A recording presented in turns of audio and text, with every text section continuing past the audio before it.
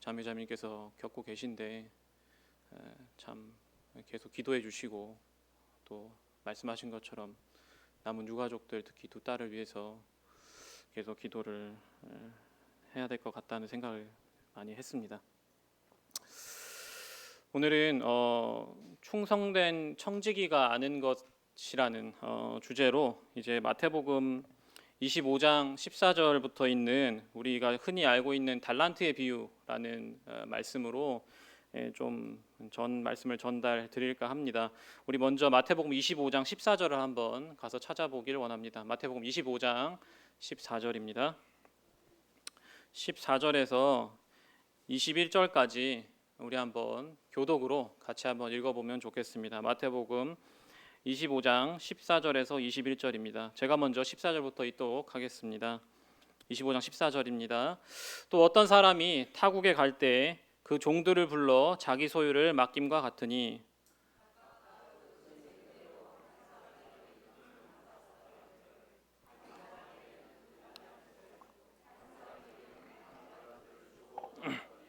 다섯 달란트 받은 자는 바로 가서 그것으로 장사하여 다섯 달란트를 남기고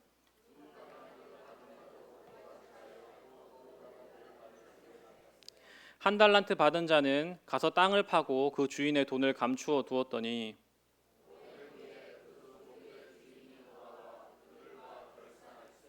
다섯 달란트 받았던 자는 다섯 달란트를 더 가지고 와서 이르되 주인이여 내게 다섯 달란트를 주셨는데 보소서 내가 또 다섯 달란트를 남겼나이다. 같이 읽겠습니다.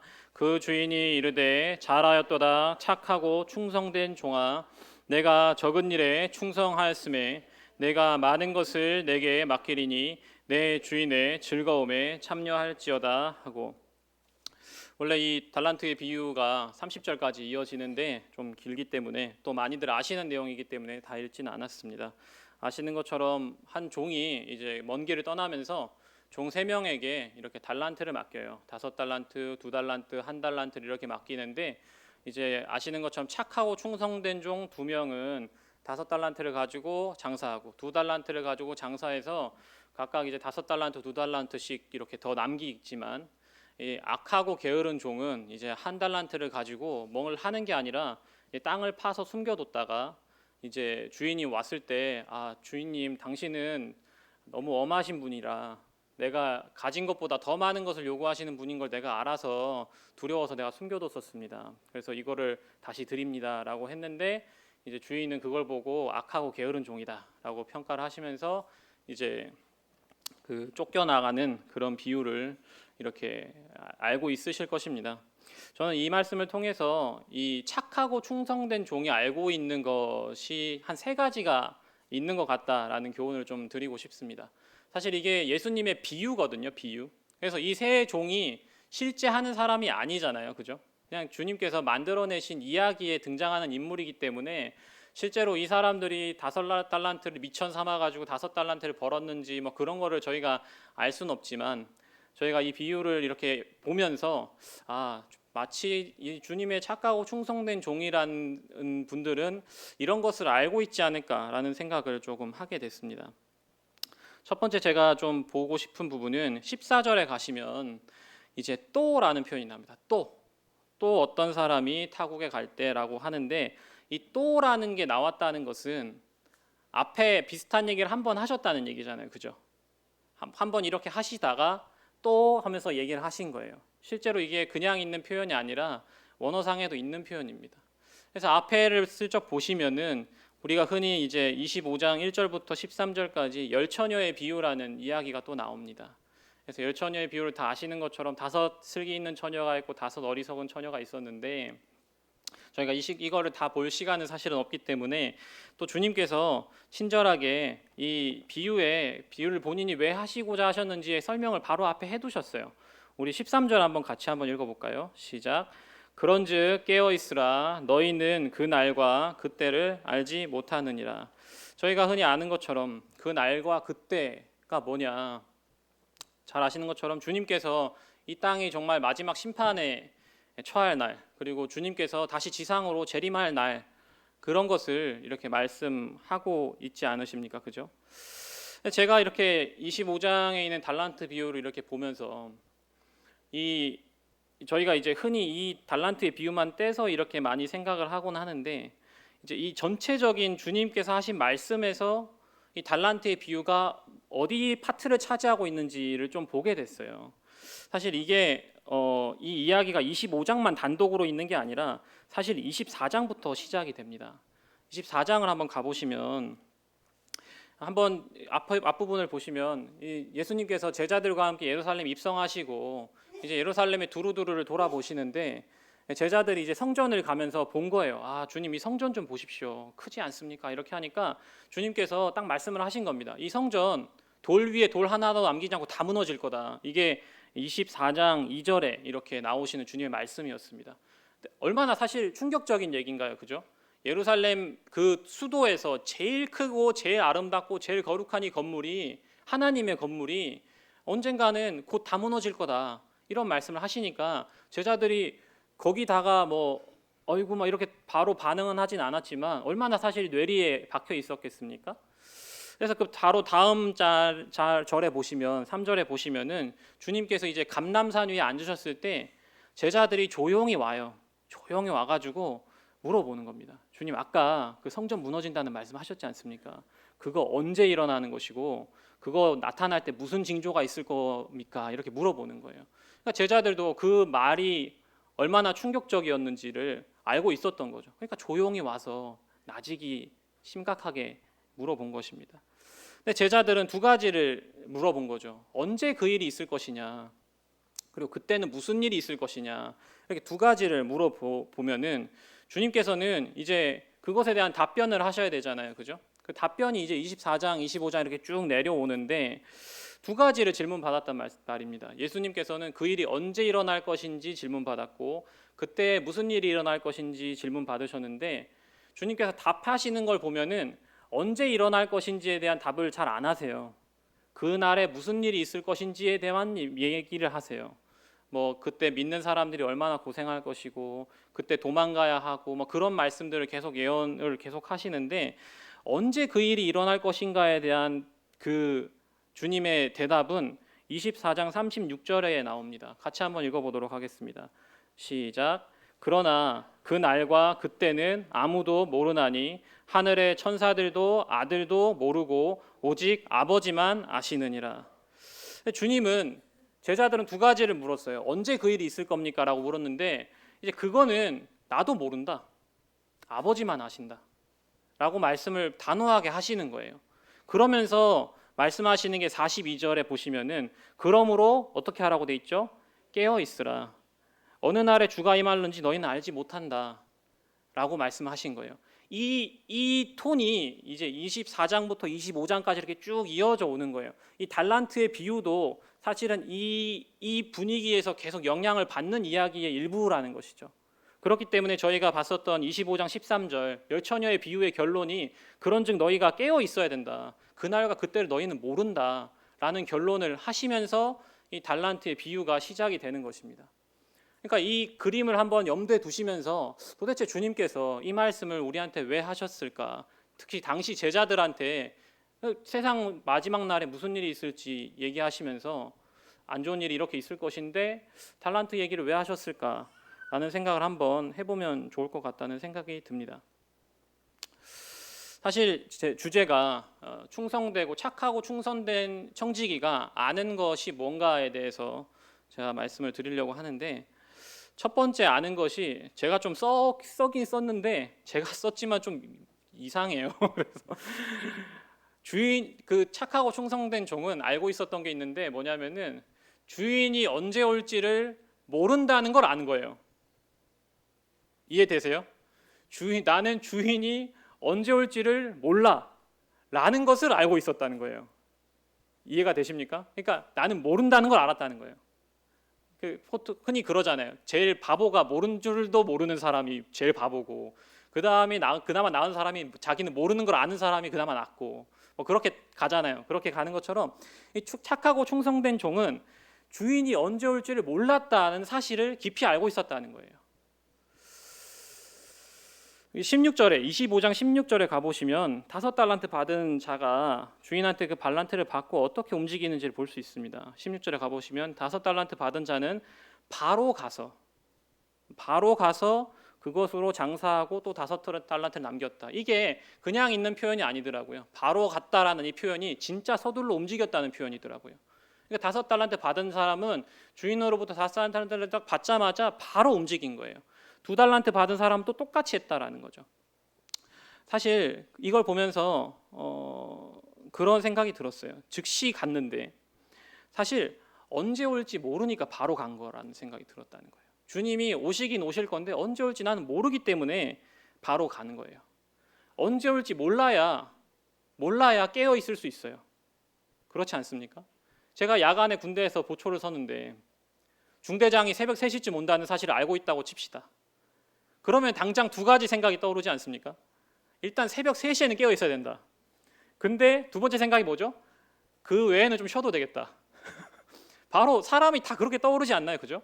흔히 가는 출퇴근길에 요 지점에 과속 카메라가 있다는 걸 알아요. 그럼 딱 2가지 생각이 바로 들죠. 그 카메라 앞에서는 속도 줄여야겠다. 그 다음 생각 뭐죠? 카메라 벗어나서 좀 밟아야지. 그러니까 뭔가를 안다는 게 이렇게 이중적이에요. 사람이 얼마나 간사한지. 무슨 지식을 알면은 그것을 긍정적으로 이용할 때도 있지만 바로 그걸 바로 뒤집으면은 바로 자기의 이익을 위해서 못되게 활용할 수 있는 게 바로 보이는 게 사람의 본성이지 않습니까? 그죠? 주인이 언제 올지 몰라야 되는 거예요. 그래야 깨어 있을 수 있는 거예요. 사실 그렇기 때문에 착하고 충성된 종이 주인이 언제 올지 모르기 때문에 바로 가서 장사하고 그 뭐 언제 오실지는 내가 알 바가 아니고 나는 그냥 열심히 벌어야겠다라는 것으로 바로 태세 전환을 할 수 있었던 것은 아이러니하게도 자기가 몰랐기 때문이라는 것이죠. 반면에 악하고 게으른 종은 물론 여기가 자세히 나오진 않습니다만 비유일 뿐이니까요. 근데 뭔가 아는 것처럼 행동해요. 충성된 종들은 잘 몰라. 그래서 그냥 주인이 하라는 대로 해요. 근데 악하고 게으른 종은 뭘 아는 것처럼 행동합니다. 보시면은 24절을 한번 가보시면 1달란트 받았던 자는 와서 이르되 주인이여 당신은 굳은 사람이라 심지 않은 데서 거두고 해치지 않은 데서 모으는 줄을 내가 알았다. 두려워하여 나가서 내가 당신의 달란트를 땅에 감춰뒀다. 뭘 알았는지는 모르겠지만 어쨌든 뭔가를 아는 것처럼 주인은 원래 이런 분이야. 뭐 간다고 하셨지만 금방 오실 거야. 내가 뭔가를 한다고 한들 뭘 대단한 거 할 수 있는 시간이 없어. 애써봐야 소용없어. 라는 태도로 마치 뭐 이렇게 뭐 하려고 하지도 않고 단순하게 생각하지 말고 그냥 뭔가를 아는 것처럼 에이 끝났다 하면서 이렇게 덮어놓는 모습을 보게 되는 것입니다. 사실 오늘날 이 세상도 그렇고 또 때론 우리도 그렇고 뭔가를 아는 것처럼 사실을 살아가는 것 같지만 사실 모른다는 것을 우리는 몰라요. 우리 다 뭔가를 아는 것처럼 살아가는 것 같아요. 예전에 인터넷만 있을 때만 하더라도 무슨 지식이 있으면은 내가 그건 모르지만 찾아보면 알게 될 거야 정도로 사실은 많이 생각했는데 요새는 그거에서 한 단계 더 넘어갔죠. 자기가 모르는 게 없단 말이죠. 뭐 유튜브 틀어주면은 자기가 관련 있는 정보가 알아서 착착착착 오지 않습니까? 이것도 몰랐어, 이것도 좀 알아봐. 그거 한번 보면 또 이거 다음 거는 또 어때 하면서 이렇게 계속 넘기게 만들고 또 진짜 모르는 게 있으면은 또 뭐가 있습니까? 그 챗GPT가 있지 않습니까? 그래서 챗GPT한테 물어보면은 다 알려줍니다. 걔한테 뭐 나쁜 말 해도 다 친절하게 알려줘요. 뭐 절대 나쁜 말 하지 않아요. 걔는 늘 좋은 말로 괜찮다면서 계속 알려줍니다. 그러니까 세상 자체가 나는 뭘 모른다, 나는 잘 모른다라고 말하기 어려워지는 것 같아요. 다들 뭔가를 알고 있고 다들 모르는 게 아니고 다들 어느 정도는 알아요. 그렇게 사실은 살아가고 있다는 것입니다. 덕분에 저희도 수많은 어떤 난리와 난리 소문 가운데 살아가고 있지 않습니까? 뭐 저 나라에 이런 일이 일어났다더라, 뭐 이런 일이 일어난다더라, 저 미국의 뭐 주식시장의 버블이 꺼진다더라, 뭐 유용한 얘기도 있고 안 유용한 얘기도 있고 뭐 사사건건 이상한 뭐 지식들이 막 이렇게 범람하고 이렇게 얘기를 하지만 어쨌든 여러 가지 우리가 알 수 있지만 주님께서는 이 때와 시기에 관해서는 주님께서 언제 오실지의 때와 시기에 관해서는 단호하게 사실은 말씀하시는 것을 볼 수 있습니다. 사도행전 1장 7절에 가보면은 이런 말씀이 있습니다. 이르시되 때와 시기는 아버지께서 자기의 권한에 두셨으니 너희가 알 바가 아니다 라고 얘기를 하세요. 사실 이 질문도 제자들이 부활한 예수님한테 하나님의 나라가 도대체 언제 도래합니까? 라고 물어보는 것에 대한 주님의 답이었어요. 부활하신 다음에. 사실 그런 것 같아요. 제자들도 부활하신 예수님을 보고 나서도 여전히 초조했던 건 아닌가라는 생각이 좀 들어요. 물론 핍박은 주님이 다 받으시고 배척도 주님이 다 받으시고 십자가형도 주님이 다 받으셨지만 그 옆을 지켜보는 본인들 입장에서도 이제 주님께서 부활하셨으니 이제는 하나님의 나라가 올 때가 되지 않았느냐, 언제 오는 것이냐 이렇게 물어보는데 여전히 주님은 부활하고 나셔도 단호하신 거예요. 때와 시기는 아버지에게 있다. 나도 모른다. 그것은 너희가 알 바가 아니다 라고 단호하게 답변을 하는 것입니다. 저희는 우리가 모른다는 것을 깊이 인식할 필요가 있습니다. 우리는 모른다는 것이죠. 뭐 많이 아는 것 같아도 주님께서, 심지어 주님께서 그것은 때와 시기는 아버지의 권한으로 두셨기 때문에 나도 모른다고 한 것처럼 주님께서 언제 오신다는 것은 아버지의 권한이고 우리는 모른다라는 것을 깊이 생각할 필요가 있다는 것입니다. 그것이 우리가 깨어 있을 수 있는 비결 중에 하나예요. 주님께서 언제 오시는지 뻔히 보이면은 왠지 뭔가 좀 반대로 보면은 좀 힘이 빠지고 그럴 수도 있지 않나요? 주님께서 언제 오실지 모르기 때문에 우리가 단순한 생각을 가지고 더욱더 충성되게 일할 수 있지 않나라는 생각을 해봅니다. 두 번째, 이 착하고 충성된 종이 아는 것은 뭐냐면은 받은 달란트가 내 것이 아니라는 걸 알았다는 거예요. 이 받은 달란트는 단지 주인한테 그냥 맡겨진 것일 뿐인 것이지 자기 소유가 아니라는 것을 알았다는 것입니다. 사실 저는 여기서 강조하고 싶은 게 뭐냐면은 이 달란트가 뭐냐, 여기서 말하는 이 달란트가 도대체 어떤 것이냐를 좀 말씀드리고 싶어요. 예전에 제가 울산 박물관에서 그 이스라엘 기획전을 예전에 갔었는데 거기 그 달란트가 대충 이 정도 무게입니다라고 이렇게 달아놓는 게 있었거든요. 달란트 엄청 무겁잖아요, 그죠? 근데 여기서 말하는 저희가 흔히 이 달란트의 비율을 봤을 때 5달란트, 2달란트, 1달란트를 주님께서 이렇게 재능에 따라서 나눠준 걸 보고 이제 우리가 이 말씀을 이제 흔히 교회 안에서 어떤 은사나 뭐 재능이나 뭐 이런 쪽으로 많이 생각하곤 했었습니다. 물론 그게 틀린 것은 아닙니다만, 그게 맞습니다만, 근데 제가 말씀드리고자 하는 것은 이 24장, 25장 이 감람산에서 주님께서 세상 멸망의 날에 어떤 일이 있을 것인지 쭉 설명하고 있는 이 전체 큰 부분에 있어서 이 25장 14절에서 30절까지 달란트 비유가 있는데 여기서 이 차지하고 있는 이 역할이 뭘까를 한번 생각해 보고 싶다라는 것이죠. 그래서 여기 보시면은 24장에서부터 주님께서 이 제자들에게 어떤 말씀을 주로 하시냐면은 4절에 가보면은 주의하라. 24장 4절입니다. 6절에 가보면은 두려워하지 말아라. 그리고 23절에 가보면은 거짓을 믿지 말아라. 그리고 32절에 가보시면은 이제 비유를 배우라. 그리고 42절에 가보시면은 그러므로 깨어 있으라. 44절에 가보면 준비하고 있어라. 이렇게 쭉 이렇게 깨어 있고 조심하고 준비하고 이렇게 알고 있고라는 뉘앙스로 계속 얘기를 하시다가 이제 갑자기 이제 15장 14절에 가보면은 갑자기 종들에게 충성되 일한 종들에게 뭔가를 맡기는 이야기로 갑자기 전환이 되는 것이죠. 그렇게 얘기를 하다가 보시면은 이제 그 15장 34절 한번 같이 한번 읽어볼까요? 15장 34절입니다. 같이 한번 읽어보도록 하겠습니다. 시작. 그때에 임금이 그 오른편에 있는 자들에게 이르시되 내 아버지께 복받을 자들이여 나와 창세로부터 너희를 위하여 예비된 나라를 상속받으라.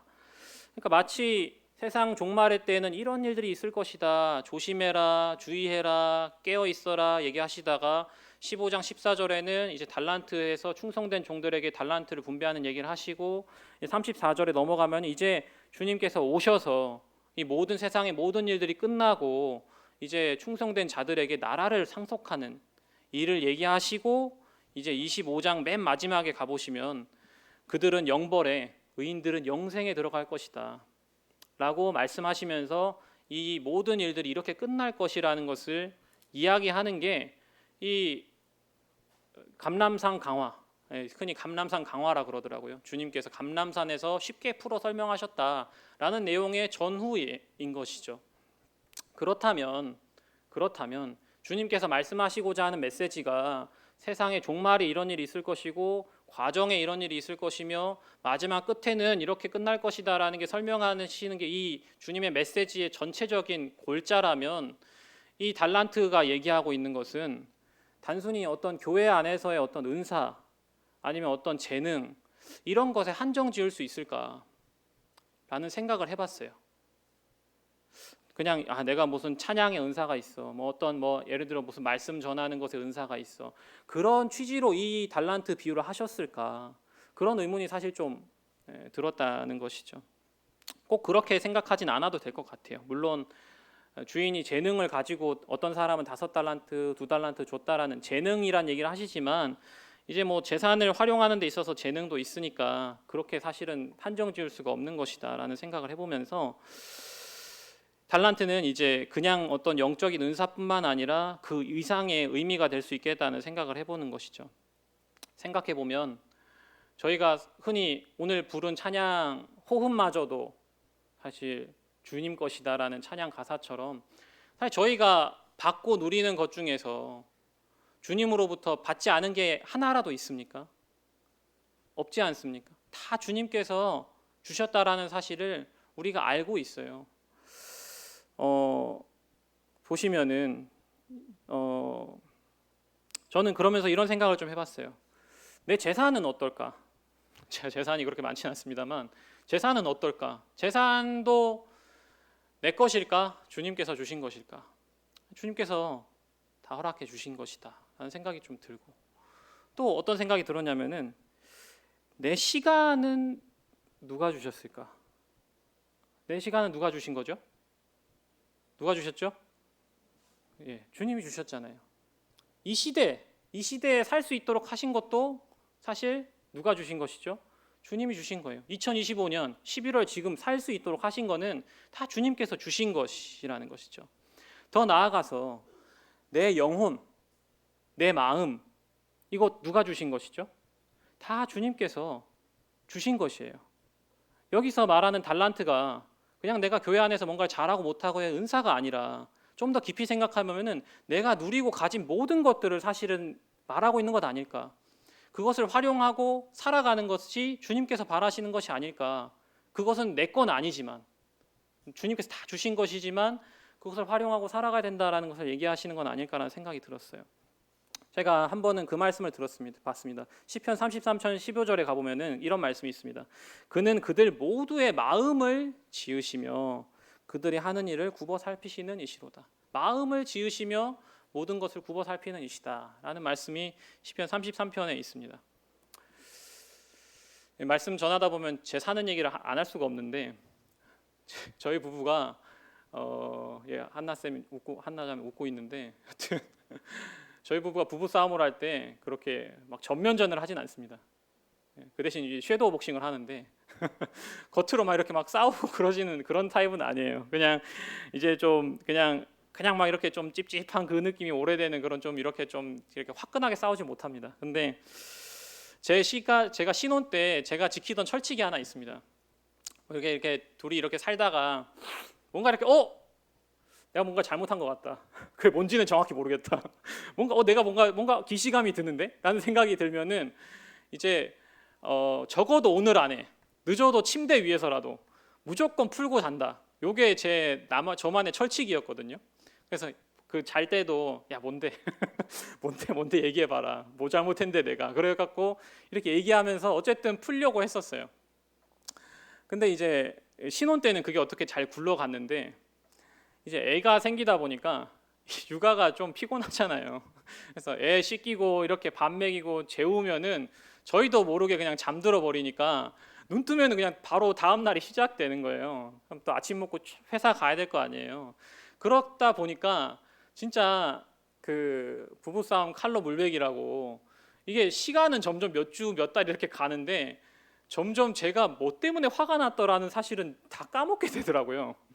내가 뭐 때문에 기분이 나빴지? 뭐 때문에 좀 마음이 불편했지? 근데 그 불편한 마음은 계속 남아서 가는 거죠.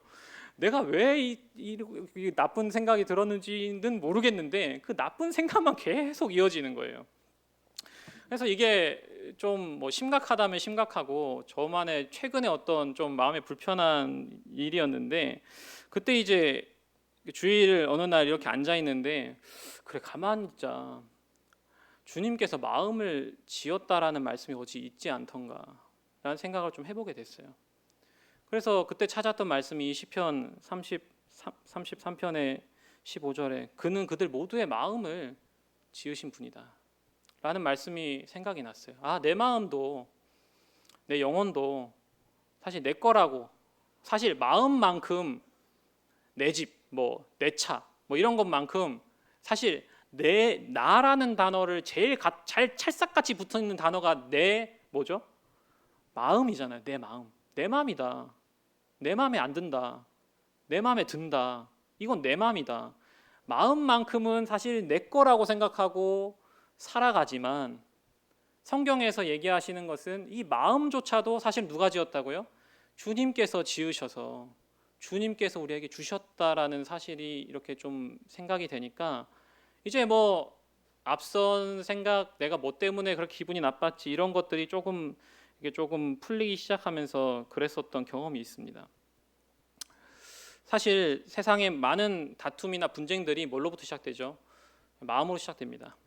사실 여러 가지 구실과 여러 가지 이유를 갖다 붙이지만 근원으로 들어가 보면 결국 자기 마음에 안 들어서 그런 거예요.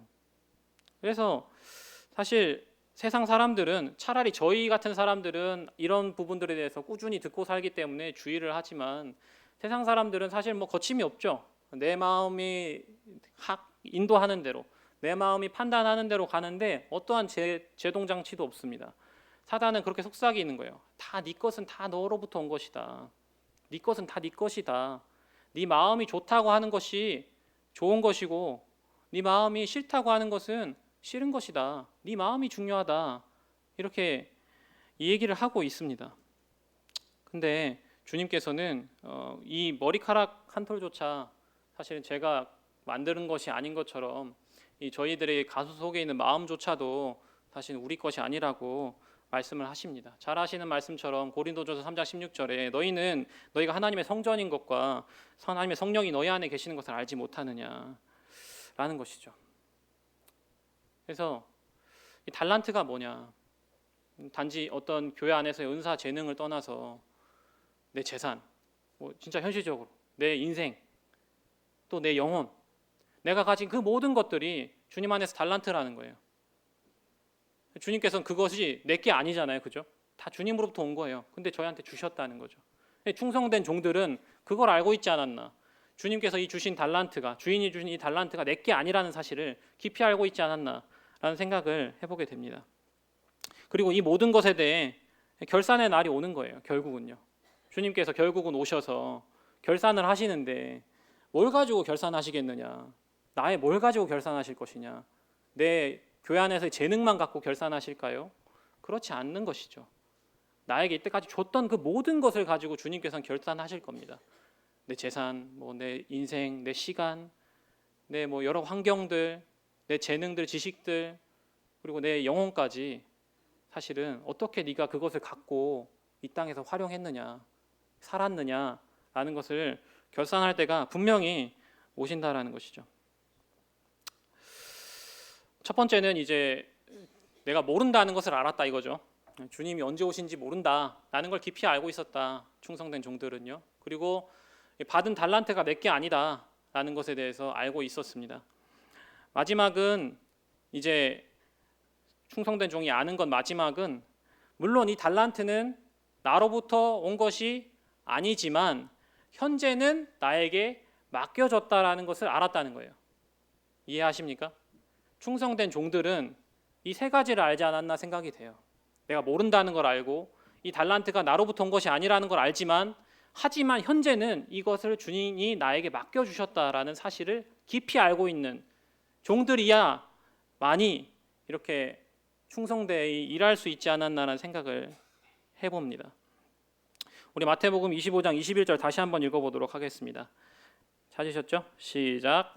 그 주인이 이르되 잘하였도다 착하고 충성된 종아 내가 적은 일에 충성하였음에 내가 많은 것을 내게 맡기리니 내 주인의 즐거움에 참여할지어다 하고. 저는 이걸 보면서 좀 들었던 생각이 이 종들이 열심히 일하는 동기가 뭘까라는 생각을 좀 해봤어요. 아까 제가 말씀드린 것처럼 결산의 날이 오잖아요. 그러면은 저희가 봤었던 것처럼 종이 5달란트만 줬습니까? 몇 달란트 주인한테 돌려드렸죠? 5달란트 번 거에다가 원금 5달란트 얹어서 10달란트 드렸잖아요. 그죠? 2달란트 한 사람도 4달란트를 드린 것이고요.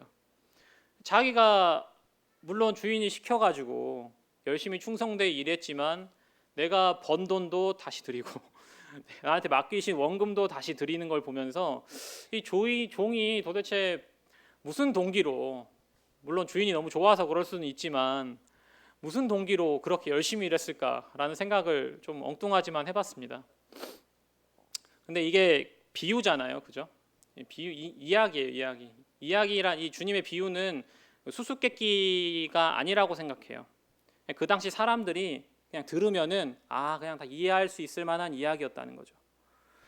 그래서 당시 로마 시대였기 때문에 이 이스라엘 땅도 이제 로마 시대의 식민지였지 않습니까, 그죠? 유대인들이 제일 싫어하는 직업이 뭐였습니까, 당시에? 세리지 않습니까, 그죠? 세리, 텍스 컬렉터, 세금 징수원. 그 사람들이 왜 싫었었나요? 과도하게 세금을 걷었으니까 싫어한 거예요. 세금 징수원 입장은 자기는 이제 위에다가 올려줘야 되는 할당량이라는 게 있었어요. 그래서 그 할당량을 채우면은 그 부가적인 수입은 누구 거였죠? 그 세리 거였거든. 그러니까 이제 악착같이 모았던 거죠. 그러니까 이제 유대인들에게 이렇게 욕을 듣고 매국노라는 소리를 들으면서 이렇게 살았는데, 제가 좀 찾아보니까 당시 로마 제국 전체가 사실 이런 식으로 운영이 됐어요. 무슨 이스라엘 땅만 그렇게 운영된 게 아니었어요. 그러니까 모든 하수인들은 세금을 걷고 할당량만 올리면은 그 다음에 먹는 거는 다 자기 거였어요. 이게 심지어 그냥 일반 세금 공무원만 그런 게 아니라 그 위에도 다 그렇게 운영이 됐었다고 하더라고요. 그러니까 황제가 이제 빌라도를 총독으로 유대 땅에 보내고 또 어느 지방으로 또 무슨 총독을 보내지 않습니까, 그죠? 그럼 그 총독의 의무는 자기 할당량을 채워서 황제한테 주는 거였다는 거죠. 그 외의 수입은 그 총독 거였다는 거죠. 그런 식으로 얼마나 사실은 거대한 제국이었습니까, 그죠? 유럽 전체가 로마 땅이었는데 뭐 지금처럼 이렇게 전화나 이런 통신이나 법률이 발달하지 않았을 때니까 그렇게 이제 각 그 속주를 그렇게 운영을 했었다는 것이죠. 그래서 사실은 이제 이 달란트의 비유를 보면서 당시 사람들이 이렇게 이 종의 어떤 이해타산을 생각할 때 그냥 다 이렇게 줘버렸다 이렇게 생각 안 할 수 있겠다는 생각이 좀 들었습니다. 사실 저희가 지금은 신분제가 있는 시대가 아니잖아요, 그죠? 신분제가 없는 사회를 살아가기 때문에 노예나 종에 관계돼서 쉽사리 사실은 잘 상상이 안 가지 않습니까? 그래서 막 그 이집트에서 본 거 막 채찍 때리고 막 이렇게 막 거의 뭐 가축처럼 취급당하는 노예가 또 물론 있었지만 그 당시에도 생각보다 로마 시대 때 주인과 종의 관계가 조금 복잡했다고 해요. 그래서 어떤 주인은 이 노예가 한 노동에 대해서 실제로 금전적인 수고비를 주기도 했고, 그 노예는 그 돈을 이렇게 차곡차곡 모아가지고 나중에 주인한테 가서 어떻게 했습니까? 자유를 산 거예요. 자기가 자기 노예 값을 자기가 주고 산 거예요. 물론 이 노예 값을 정하는 건 주인의 마음이지만, 이거 얼마나 쳐줄지는 주인의 마음이지만 실제로 자기가 돈을 차곡차곡 모아가지고 자유를 산 노예가 심심치 않게 있었다고 합니다. 그러니까 그런 것처럼 저희가 이 주님께서 현재 저희에게 달란트를 맡기셨는데, 물론 이제 저희가 하나님으로부터 구원받았죠. 정말 영원이라는 막중한 선물을 사실은 받았죠. 근데 이제 막 하늘 상급이요 막 이런 거를 생각하는 것은 조금 이해타산적으로 이렇게 보이지 않냐라고 지적하실 수도 있고, 그것이 일리 있는 말씀이라고 생각이 됩니다. 하지만 사실 우리는 주님으로부터 구원이라는 가장 큰 복을 받았다는 것 동시에 주님께서는 그 구원뿐만 아니라 플러스 알파를 한 번도 숨긴 적이 없으시다는 거예요. 고린도전서 9장 9절에 가보면은 곡식을 밟아 떠는 그 소의 망 씌우라고 합니까? 빼라고 합니까? 빼라고 하잖아요. 그러면서 뭐라고 하십니까? 이게 과연 소를 위해서 내가 얘기하셨겠냐? 그렇지 않나요? 주님께서는 늘 주님의 일을 한다고 수고하는 이들에게 그에 걸맞는 보상을 하시는 것을 한 번도 막으신 적이 없어요. 그러니까 그런 것을 한번 생각해 보면은, 우리 한번 아까 21장 읽어봤는데 주인이 이 종에게 주는 칭찬이 이해가 되는 거예요. 보시면은 착하고 충성된 종아, 내가 적은 일에 충성하였음에 내가 더 많은 것을 내게 맡기겠다. 그리고 내 주인의 즐거움에 참여해라. 이렇게 말씀을 하시는데, 만약에 너는 노예니까 재산은 다 어차피 네 재산도 내 거고 내 재산도 내 거고 이렇게 하기 때문에 네가 얼마를 벌어오든 다 내 거다. 그러면은 작은 일에도 충성하였으면 더 큰 일을 맡긴다 한들 그 노예한테 그게 무슨 도움이 되겠냐 이거죠. 근데 만약에 이 노예와 주인과의 관계가 그렇게 되는 게 아니라, 물론 노예도 주인께 드릴 것은 드리지만 자기가 누릴 수 있는 복은 누려가면서 주인한테 이렇게 상납을 하고 하는 관계였다면, 주인이 더 큰 것을 너에게 주겠다, 적은 것에도 이렇게 잘했구나, 더 큰 것을 내가 맡겨볼게 라고 하는 것은 종에게도 기쁨이 되겠습니까? 아니겠습니까? 기쁨이 되는 거예요. 주인의 일이 잘 되는 게 본인에게도 기쁨이 되겠습니까? 아니겠습니까? 본인의 기쁨이 되는 거라는 것이죠. 주인님께서 이렇게 우리 각자에게 주님께서 이렇게 달란트를 맡겼다라는 것을, 이런 부분을 가지고 생각을 해볼 때 정말 우리도 이렇게 그런 부분들을 누리면서 살아갈 수 있는 큰 복이 있지 않나라는 생각을 해봅니다. 참 우리 주님 안에서 이렇게 일선에서 수고하시는 형제님들이 만약에 진짜 아무 수고도 이 땅에서 너무나 고달프고 이 땅에서 아무것도 기쁨도 누리지 못하고 뭐 그렇게 살다가 가야 되는, 구원해 줬으니 영원이라는 천국이 있으니 얼마나 기쁘냐, 평생을 그냥 그렇게 살아야 된다, 아무런 빚도 아무런 어떤 즐거움도 없이 축복도 없이 그냥 살아야 된다라고 하면은 뭐 이럴 바에는 죽기 전에나 믿을 걸 이렇게 하지 않으셨겠어요? 근데 제가 아는 아무리 주님 안에서 수고롭게 살아가시고 주님을 향해서 생애를 바치신 분들이 단 한 분도 이렇게 힘들 거면 죽기 전에 믿을 걸 그랬다 이렇게 말씀하시는 분은 한 분도 못 봤다는 거죠. 오히려 정말 저 장미꽃 위에 있으리라는 찬양에 있는 것처럼 우리 서로 받은 그 기쁨은 알 사람이 없다라고 하는 것처럼, 뭔가 이렇게 주님을 향해서 이렇게 일선으로 다가가는, 일선으로 수고하는 일꾼들은 단 한 명도 이럴 거면 죽기 전에 믿을 걸 그랬다라고 한다라든지, 그렇지 않고 오히려 주님으로부터 오는 그 내밀한 기쁨과 축복을 누리면서 살아가는 것을 저는 이렇게 본 것 같거든요. 그렇게 주인의 즐거움에 참여하면서 살 수 있다라는 것입니다. 사도 바울도 마찬가지 아닐까 생각이 됩니다. 유명한 말씀에서 고린도전서 9장 27절에서 자신의 몸을 쳐서 복종케 함은 남에게 전파한 후에 자기가 도리어 버림받을까 두렵다라는 말씀이 있는데, 이게 저희가 잘 아는 것처럼 무슨 열심히 살다가 넘어지면 구원이 뺏길 것 같다 이런 것 때문에 걱정한 것이 아니라는 거죠. 이 말씀에서 바울의 어떤 심정은 사실 이랬다고 봐요. 나는 도저히 절대 내 달란트, 주님께서 주신 이 달란트를 결코 땅에 묻고 살 수는 없다 라는 생각이 아니었을까. 주님께서 주신 이 달란트 내가 활용해서 열심히 살았으면 살았지, 내 이 달란트를 결코 내 땅에 묻고 살 수는 없어 라는 바울의 심정이 이 고린도전서 9장 27절에 표현된 것이 아닐까. 자신이 오히려 버림받을까 두렵다라는 표현이요. 저희가 저희들에게 주어진 이 달란트, 우리라도 사실 다를 게 없다라는 것이죠. 많든 적든 간에 내가 무슨 특별한 은사가 있어야만 달란트가 있고, 무슨 뭐 주님 안에서 교회 안에서 뭔가 좀 대단한 뭔가를 해야만 내가 좀 은사가 있고, 그런 게 아니라 저희가 봤더니 달란트라는 것은 저희가 가진 그 모든 것 그 자체예요, 사실은. 왜냐하면 이 저희한테 주신 것 중에 저희가 스스로 만들어낸 건 하나도 없거든요. 주님께서 허락하신 이 모든 것을 활용하는 것이 달란트라면 주님께서는 분명하게 말씀하셨다는 거예요. 수고하는 소에게 망 씌우지 마라. 다 누릴 것은 누리고 나이가 적합한 복은 다 주시겠다라고 말씀을 하셨다라는 것이죠. 그렇기 때문에 주인은 내가 준 달란트를 갖고 열심히 장사해봐. 하고 싶은 대로 해봐.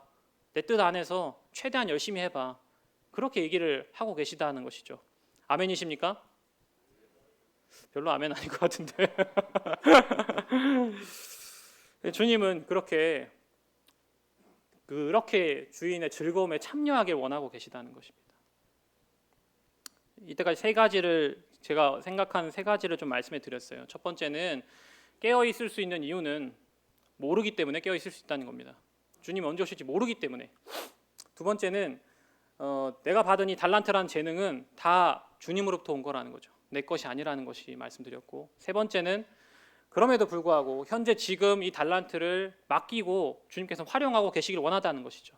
충성된 종은 다 그렇게 살았어요. 그렇기 때문에 주님으로부터 착하고 충성된 종이라는 것을 칭찬을 받았다는 것이죠. 마지막으로 그 24절을 다시 한번 읽어보도록 하겠습니다. 25장 24절입니다. 시작.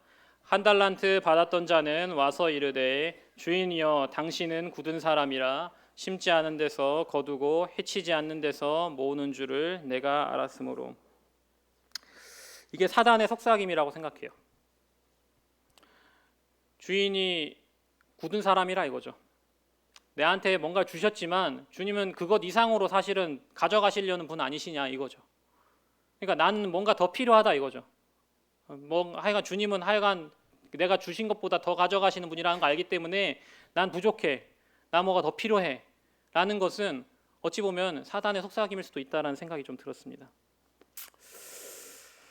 제가 사실은 올해 저희 가정의 프로젝트 중에 하나가 봄부터 텃밭을 했습니다. 텃밭을 했어요. 그 군구청에 가보시면은 그런 사업이 있어요. 한 5만 원만 내고 추첨하면은 이제 구청에서 빈 땅을 줘요. 한 2평 정도 되나 하는 땅을 주는데, 중구 사니까 5만 원 주면은 12월 15일까지 그 농사지으라고 땅을 준 거예요. 제 생에 솔직히 농사라는 단어를 쓰기도 민망합니다만은 어쨌든 뭔가를 심어가지고 이렇게 수확하는 거는 그때가 처음이었거든요. 올해가 처음이었어요. 저는 진짜 봄에 열무 심고 상추 심을 때만 해도 제가 농사 천재인 줄 알았습니다. 진짜 뭐 심는 데마다 빡빡 나오고, 열무 심으니까 팍 나오니까 그거 갖고 열무 김치 해 먹고 막 열무 된장찌개 해 먹고, 주한이가 막 그런 거 먹고 있는 거 보니까 나 농사에 재능이 좀 있나 보다 이렇게 생각을 했었는데, 문제는 무슨 계절이죠? 여름이잖아요. 여름. 저희가 처음 해보니까 막 이것저것 심어봤다는 얘기죠. 여름이니까 이제 고추 심고 가지 심고, 그리고 이제 또 주한이가 호박 심고 단호박 심고 그렇게 했는데, 이게 며칠 바쁘니까 지나고 이제 가니까 잡초가 어마어마하게 자란 거예요. 잡초가. 이게 지금 말씀해 보면 그 말씀 있잖아요. 알곡과 가라지 구분하면서 알곡과 가라지 뺍니까? 그러니까 괜히 알곡도 건드릴까봐 빼지 말아라 막 이런 말씀이 있잖아요. 그게 이해가 되더라니까요. 이게 처음에 잡초가 약할 때는 그냥 이렇게 속속 빼면 되는데, 며칠 지나고 그러니까 막 잡초가 어마어마하게 뻗어나가지고 막 이렇게 얽혀가지고 함부로 못 빼겠더라고요. 그러니까 이제 어떤 시인이 그랬죠. 나태주 시인인가, 그 풀꽃이라는 시를 씌우면서 뭐 자세히 보아야 예쁘고 오래 보아야 사랑스럽다. 너도 그렇다. 뭐 이런 시가 있습니다. 풀꽃이라는 나태주 시인의 시가 있는데 전혀 공감이 안 되죠. 그래서 내 밭에 있는 잡초 이거 뽑아야 되는데 막 이런 지긋지긋한 잡초였단 말이죠. 여튼 그래서 그렇게 하는데, 이제 아시는 분은 아시겠지만 올 여름이 진짜 가물었거든요. 한 시즌이 되게 비가 안 왔었잖아요, 그죠? 그래서 이제 그 고추도 그냥 실패하고 몇 개 좀 건지긴 했는데 호박도 하나 건졌는데 실패하고 이제 다시 밭 갈아 엎으려고 밭에 갔어요. 밭에 가서 이렇게 거기 보면은 군청에서 하는 거라 가지고 농막이 이렇게 딱 있습니다. 그래서 뭐 물조리개도 있고 뭐 이렇게 뭐 곡괭이 같은 것도 있고 농기구가 다 있어요. 그 새스랑 같은 것도 다 있는데 그래갖고 제가 그 새스랑 가지고 가가지고 밭을 이렇게 다 뽑아갖고 이렇게 막 하고 있는데 진짜 그 등 뒤에서 무슨 도사님이 오시는 것 같았어요. 도사님이 오셔가지고 그 땅이 잘 파집니까 이러는 거예요. 그래서 아니 안 파진다고. 그러니까 저기 농막에 가보면은 이렇게 삼지창으로 된 엄청 큰 게 있다. 그거 가지고 가가지고 여기 땅에다가 이렇게 팍팍 해가지고 하면은 파질 거라고. 그러면서도 호련이 사라지셨어. 그래가지고 아 그러냐면서 해가지고 농막에 가니까 이렇게 삼지창으로 해가지고 이렇게 탁 발로 이렇게 콱 밟으면은 이렇게 탁 깊이 들어가는 기구가 있더라고요. 그걸로 이렇게 팍팍 밟아가지고 이렇게 힘 줘가지고 팍 하니까 이게 땅이 파지는 거예요. 여름이 되게 가물어서 겉에만 보면은 진짜 거의 무슨 사막 같았거든요. 쩍쩍 갈라지고요. 물 줘도 별 그 소용이 없다 싶을 정도로 이게 그랬는데 야 이게 깊이 파서 이렇게 엎으니까 그 거뭇거뭇한 그 땅이 있잖아요. 그 진짜 지금 당장 심어도 뭐가 나올 것 같은 그 땅이 있더라고 그 밑에. 그 밑에 있더라는 거죠. 그래서 뭐 사실 뭐 저희가 그러고도 비료도 뿌리고 뭐 이렇게 퇴비도 뿌리고 했습니다만 저희들의 어떤 그런 걸 보면서 진짜 좀 잡초에 대해서도 많이 생각이 되고 여러 가지 좀 교훈을 얻었어요. 우리 한번 골로새서 2장 2절 말씀 한번 2절에서 4절 말씀 한번 같이 한번 읽어보도록 하겠습니다.